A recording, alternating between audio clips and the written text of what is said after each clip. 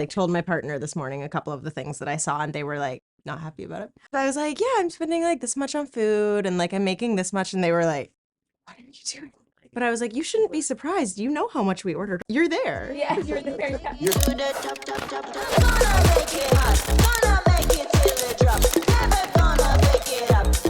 Welcome, my darlings, to Money is a Drag, the show where we take the mystery out of money and make it fabulous. Hi, I'm Tiana, and I am also a drag performer under the name Genesis, and we are in my home in Vancouver, BC. I've been doing drag performing for just about a year and a half. Started out at some really great local shows, and that led me to the competition Vancouver's Next Drag Superstar that I participated in this February, and I actually came in first place, which was pretty cool. I definitely feel insecure about money. I don't have a very high level of financial literacy. It feels like there's so much to learn, I don't even know where to start. Vancouver is a super expensive city, and that adds a lot of challenges onto being a drag performer. When you have to pay such expensive rates for your rent and all of your bills, it means you have to be making a lot more money from your shows. It's so inaccessible, and so to be a working artist and trying to survive in the city with an unstable income and a career that costs a lot to do is not great. I'm probably spending around $1,000 a month on food, $300-400 a month on carb, a couple hundred on clothes a month. I do have 2 kitty cats. Boy, those cats like to eat a lot. A bag of their food is now $30.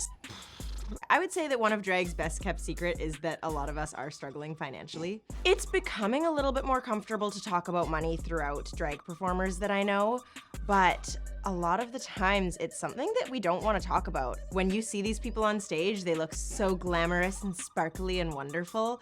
And behind the scenes, we are spending money on costumes rather than on essentials. I thought entering this industry that everyone around me would be like rolling in the Benjamins. And that's super not the case. I think about the future a lot, but oftentimes in a more like anxiety, what the hell is gonna happen kind of way. In the next 10 years, I honestly just want to be in a place where I can do this as a career without having to work every single day. Financial freedom would look like not having to stress about being able to pay my bills every month. I want to have some things left over so that I can actually start to grow, create some savings, have something for retirement, have something left over so that I can have some fun, go out with my friends. I don't know a lot of performers that have been able to make that their reality. I can't even fathom having enough money in the bank to have a couple months of buffer. So my relationship with money has always been very interesting. Both of my parents are working artists. My dad is a musician and my mom is a photographer. I have for my whole life seen what that struggle looks like, and that pursuing a career in these kind of fields isn't always going to be stable. It isn't always going to be consistent. I would love to learn how to create a budget and actually enforce it and maintain it. When people talk about financial investments, honestly, I get a little uncomfortable. My name's Colin. I work at Vancity. So a financial advisor is somebody who will be able to help you throughout any aspect of your financial health. Are you willing to meet with a financial advisor? Yeah, I would love to be able to talk to a professional. This morning, I'm getting ready to speak with the financial advisor. I'm feeling strangely nervous about it. Money is kind of a source of insecurity for me.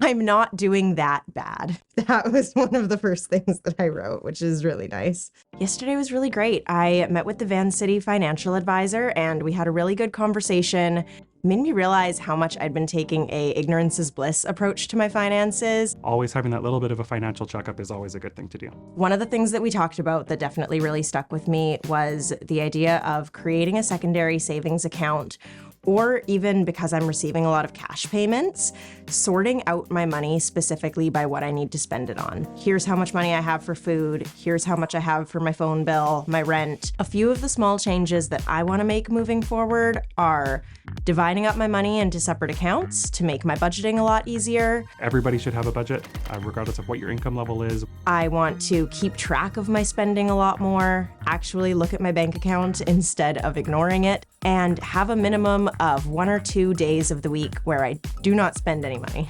Food outside of rent is probably going to be one of our biggest expenses. That's going to be the main category where you've got a little bit more room to play with to see, okay, I'm going to start making meals at home. I'm going to start buying more groceries, make those small, reasonable changes, and that's where you're going to see a lot of success. I don't really know what I'm doing with my credit card.